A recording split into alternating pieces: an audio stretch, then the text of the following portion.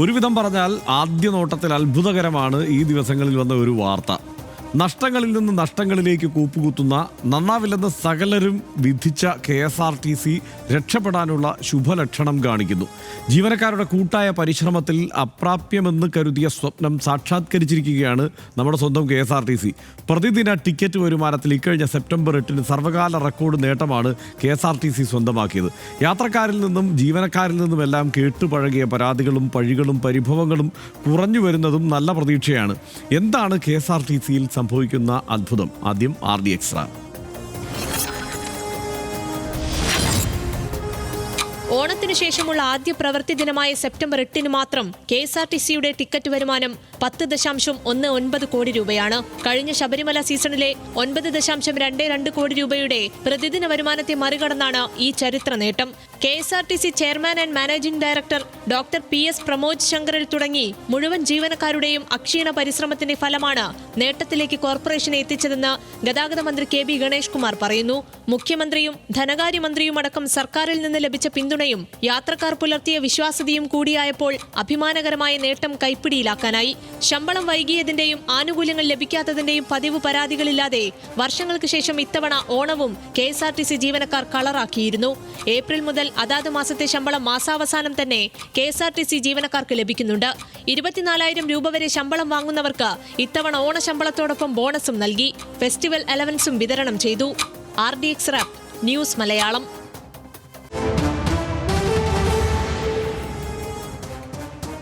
നമ്മൾ പറഞ്ഞല്ലോ, ചരിത്രത്തിലെ ഏറ്റവും വലിയ പ്രതിദിന ടിക്കറ്റ് വരുമാന നേട്ടമാണ് KSRTC സെപ്റ്റംബർ 8 കൈവരിച്ചത്. പ്രതിദിന ടിക്കറ്റ് വരുമാനം 10,19,00,000 രൂപ.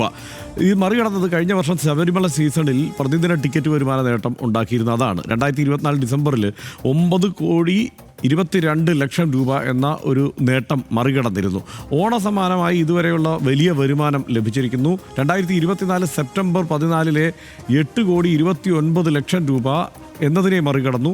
10,19,00,000 രൂപ പ്രതിദിന വരുമാനം സ്വന്തമാക്കിയ ഇത്തവണ ഓപ്പറേറ്റ് ചെയ്തത് 4,607 ബസ്സുകളാണ്.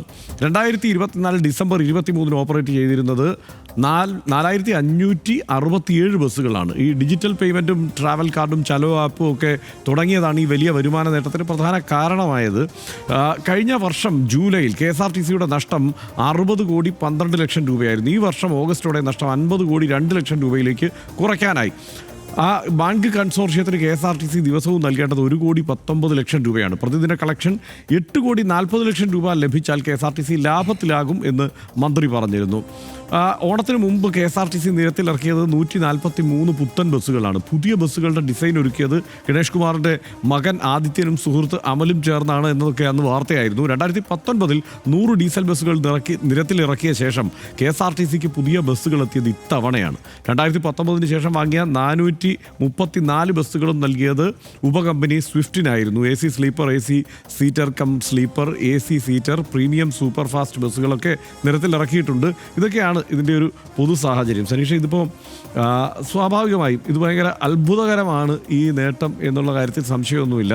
ഈ ഡിജിറ്റൽ പേയ്മെൻ്റൊക്കെ ഹിറ്റായതുകൊണ്ടാണ് ഈ നിരക്കുള്ള വലിയൊരു നേട്ടത്തിലേക്ക് എത്തിയത്. എന്തായാലും KSRTC അങ്ങനെ നിരന്തരം നമ്മളിപ്പോൾ KSRTCയിൽ കയറുന്നില്ലെങ്കിൽ കൂടി KSRTC എന്നുള്ളത് മലയാളിക്ക് മൊത്തം അത് നിലനിൽക്കേണ്ട ഒന്നാണ് എന്നുള്ളൊരു ബോധ്യവും തോന്നലും ഒക്കെ ഉണ്ട്. KSRTCക്ക് ഒരു പ്രശ്നം വരുമ്പോൾ അത് പൊതുവായ പ്രശ്നമായി തന്നെയാണ് ആളുകൾ എടുത്തിരുന്നത്. അതുകൊണ്ട് ഈ നേട്ടം തീർച്ചയായും പ്രശംസിക്കപ്പെടേണ്ടത് തന്നെയാണല്ലേ? നിശ്ചയമായിട്ടും ഇതിൽ ഈ RDXന്റെ ഭാഗം, KSRTCയുടെ ഭാഗം സത്യത്തിൽ ചരിത്രത്തിൽ രേഖപ്പെടുത്തേണ്ടതാണ്. കാരണം ഞാനും അക്ഷരമൊക്കെ 10-25 കൊല്ലമല്ല നമ്മൾ ജോലി തുടങ്ങിയിട്ട്. അതായത് ഒരിക്കൽ പോലും ഇതാദ്യമായിട്ടാണ് KSRTC നല്ലത് എന്ന് പറഞ്ഞിട്ടൊരു ചർച്ച നടന്നത്. നമ്മൾ നടത്തിയ KSRTC സംബന്ധിയായിട്ടുള്ള KSRTCയിലെ പ്രശ്നങ്ങളെ പറ്റിയുള്ള ചർച്ചകളുടെ ഫയലുകൾ ഇന്ത്യ വിഷനിലും ഏഷ്യാനെറ്റിലും ഒക്കെ നമ്മൾ ജോലി ചെയ്ത എല്ലാ സ്ഥലങ്ങളിലും കാണും. ഈ 25 വർഷത്തിനിടെ ഒരുപാട് തവണ ആദ്യമായിട്ടാണ്.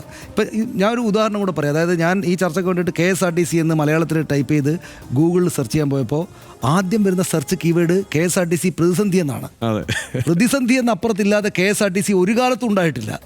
അത് എന്ത് അത്ഭുതമാണ് ഈ സംഭവിച്ചിരിക്കുന്നത് എന്നത് വലിയ കൗതുകമാണ്. ഹർഷൻ പറഞ്ഞതുപോലെ ഈ പേയ്മെൻറ്റ് ഓപ്ഷനൊക്കെ മാറ്റിയതും പുതിയ ബസ്സുകൾ വന്നതും ഒക്കെ ആയിരിക്കണം ഒരുപാട് ഇതിന് കാരണമായിട്ടുള്ളത് എന്നാണ് എനിക്ക് തോന്നുന്നത്. മറ്റെന്തെങ്കിലും കൂടുതലായിട്ട് പിന്നെ പുതിയ ബസ്സുകളുടെ വരവ് നന്നായിട്ട് മാനേജ് ചെയ്തു. പിന്നെ ഏറ്റവും പ്രധാനപ്പെട്ട കാര്യം മറ്റൊന്ന് എനിക്ക് തോന്നുന്നു വർഷം, അതായത് ഈ KSRTC ജീവനക്കാരുടെ പെരുമാറ്റത്തിൽ എന്തോ അത്ഭുതകരമായിട്ടുള്ള മാറ്റം സംഭവിച്ചിട്ടുണ്ട്. ഈ പഴയ തലമുറയിലെ ആളുകൾ ഇതിൻ്റെ മുതലാളിമാരാണ് ഞങ്ങൾ എന്ന നിലക്കാണ് ആ യാത്രക്കാരോട് പെരുമാറിയിരുന്നെങ്കിൽ പുതിയ ആൾക്കാർ അങ്ങനെയല്ല. ഇപ്പോൾ ഇൻസ്റ്റയിലും നമ്മുടെ ഫേസ്ബുക്കിലുമൊക്കെ ഒരുപാട് കണ്ടക്ടർമാരെയും ഡ്രൈവർമാരെയൊക്കെ ഫോട്ടോ എടുത്തിട്ട് ഇദ്ദേഹം ഇങ്ങനെ നല്ല കാര്യം ചെയ്തു, ഇന്നത് ചെയ്തു, എനിക്കൊരു തലകറക്കം ഉണ്ടായപ്പോൾ ഇങ്ങനെ ആശുപത്രിയിലേക്ക് കൊണ്ടുപോയി എന്നൊക്കെ പറഞ്ഞ് വളരെ പോസിറ്റീവായിട്ട് പിന്നെ നിർത്തേണ്ടുന്ന സ്ഥലത്ത് പറഞ്ഞാൽ നിർത്തി തരും. ഇങ്ങനെ ഒരുപാട് സംഗതികൾ മുൻകാല KSRTC മാറിയിട്ട് വ്യത്യസ്തമായിട്ട് സംഭവിച്ചു. നല്ല ബസ്സുകളുണ്ടായി, അത് ഏത് സ്ഥലത്തേക്കും കൂടുതൽ സർവീസുകൾ നടത്താൻ തുടങ്ങി, മനുഷ്യരോടുള്ള സർവീസ് അങ്ങോട്ട് ചെയ്യേണ്ടതാണെന്നുള്ള ബോധ്യം വന്നു. ആ തരത്തിലുള്ള കാര്യങ്ങളൊക്കെ. പിന്നെ ഇതിൽ ഏറ്റവും പ്രധാനപ്പെട്ട ഒറ്റ കാര്യം കൂടെ പറയാം, അതായത് മലയാളികൾക്ക്, നേരത്തെ അർഷാദ് പറഞ്ഞു, മലയാളികൾക്ക് കേരളത്തിന് ഏറ്റവും ഏറെ പരിചിതമായിട്ടുള്ള ഒരു പൊതുമേഖലാ സംവിധാനമാണ് ഈ KSRTC. ആനവണ്ടി എന്നൊക്കെ വിളിക്കുമെങ്കിൽ അതിനെ കാണുന്ന ഒരു ആനച്ചന്താണ്, രസമാണ്. അപ്പോൾ അത് പ്രതിസന്ധിയല്ല, അത് സന്തോഷകരമായിട്ടൊരു കാര്യം വരുമ്പോൾ എല്ലാ മലയാളികളുടെ സന്തോഷമാണെന്നാണ് എനിക്ക് തോന്നുന്നത്, അല്ല? അതെ, തീർച്ചയായിട്ടും. ഇതിനകത്ത് ഒരു കാര്യം കൂടെ ഉണ്ട്, അത് പറയാതിരിക്കാൻ പറ്റില്ല. കാരണം ഈ പൊതുഗതാഗത സംവിധാനത്തെക്കുറിച്ച്, ഈ നിലയ്ക്ക് KSRTC അടക്കമുള്ള സംവിധാനങ്ങളെക്കുറിച്ച് നമ്മളിങ്ങനെ നിരന്തരം ഇത് പ്രതിസന്ധിയിലാണെന്നും ഇതിനെക്കുറിച്ചുള്ള വിമർശനങ്ങളും ഒക്കെ നമ്മൾ ആവർത്തിച്ച് പറയുമ്പോൾ ഉള്ള ഒരു കാര്യം, ഈ പൊതുഗതാഗത സംവിധാനങ്ങളൊക്കെ ഇത്തരം ഒരു ജനാധിപത്യ രാജ്യത്ത് ഇതെല്ലാം ലാഭത്തിൽ തന്നെ പോകേണ്ടതാണ് എന്ന് പ്രതീക്ഷിക്കുകയും ചെയ്യരുത്. കാരണം സർക്കാർ നഷ്ടം സഹിച്ച് ജനങ്ങളുടെ സൗകര്യത്തിനും ക്ഷേമത്തിനും വേണ്ടി ചെയ്തു കൊടുക്കേണ്ട ഒരു സംവിധാനം തന്നെയാണ്. അതുകൊണ്ട് ലാഭമായാൽ സന്തോഷം, ലാഭമായാൽ കൂടുതൽ സന്തോഷം. കാരണം അത് കൂടുതൽ പ്രതിസന്ധിയിലേക്ക്, അതായത് ജീവനക്കാരുടെ ശമ്പളം ഇല്ലാതെയും ഒക്കെ വരുന്ന ഒരു അവസ്ഥയാണ് നമുക്ക് കൂടുതൽ സങ്കടകരമാകുന്നത്. പക്ഷേ ഒരു കാര്യം പറയണം, ഇത് നമ്മളെപ്പോഴും പറയാറുള്ളത് എന്താണ്, കർണാടകത്തെയും തമിഴ്നാടിനെയും നോക്കൂ, അതല്ലെങ്കിൽ പരമാവധി ഡൽഹിയെ നോക്കൂ.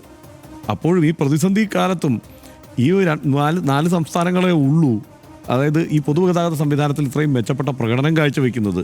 അപ്പോൾ നമ്മൾ വിചാരിക്കുമ്പോൾ, നമ്മളെപ്പോഴും പറയും KSRTC പ്രതിനിധികൾ ഇവിടെ എല്ലാം നശിച്ചു എന്ന്. അപ്പോൾ നമ്മൾ വിചാരിക്കുന്നത് മറ്റു പല സംസ്ഥാനങ്ങളിലും ഇത് ഗംഭീരമായി പോകുന്നതാണ്. അങ്ങനെയല്ല, KSRTC പരമാവധി പറ്റുന്നത് പോലെ ഗംഭീരമായിട്ട് തന്നെയാണ് പോകുന്നത്. അത് ഈ ഒരു നേട്ടത്തിലേക്ക് കടന്നിരിക്കുന്നു എന്നത് അതിനേക്കാൾ ഗംഭീരം. ആനവണ്ടി എന്ന് സ്നേഹത്തോടെ വിളിക്കും വിധം ഗൃഹാതുരമായ ഒരു അടുപ്പം മലയാളിക്ക് എക്കാലവും KSRTCയോടുണ്ട്. എല്ലാ അർത്ഥത്തിലും സാധാരണക്കാരുടെ ആശ്രയമായ പൊതുഗതാഗത സംവിധാനമാണ് നമ്മുടെ KSRTC. നഷ്ടത്തിലായ KSRTCയും അസ്വസ്ഥരായ ജീവനക്കാരും ഒരു വശത്തും പരാതിക്കെട്ട് തുറന്നു വയ്ക്കുന്ന യാത്രക്കാർ മറുവശത്തുമായി ആടി ഉലഞ്ഞ KSRTC ഇപ്പോൾ നേരെ ഓടാൻ തുടങ്ങുകയാണ് എന്ന് വേണം കരുതാൻ. KSRTCയുടെ സഞ്ചിത നഷ്ടം കുറയുന്നു എന്ന വാർത്ത തന്നെ ഓരോ മലയാളിക്കും സന്തോഷ വാർത്തയാണ്. കൂട്ടായി ശ്രമിച്ചാൽ ഇനിയും ഇതിലും മികച്ച ചിലതൊക്കെ നമുക്ക് സാധ്യമാണ് എന്നുള്ള സന്തോഷം ജീവനക്കാരെയും വകുപ്പ് മന്ത്രിയെയും RDX ഈ ഘട്ടത്തിൽ അഭിനന്ദിക്കുകയാണ്. കൂടുതൽ ഊർജ്ജത്തോടെ പ്രവർത്തിച്ച് ശക്തമായി ഓടാൻ KSRTCക്ക് ആവട്ടെ എന്നും ആശംസിക്കുന്നു. എന്ത് സംഭവിക്കും എന്നുള്ളത് നമുക്കിനി കാത്തിരുന്ന് എന്തായാലും കാണാം.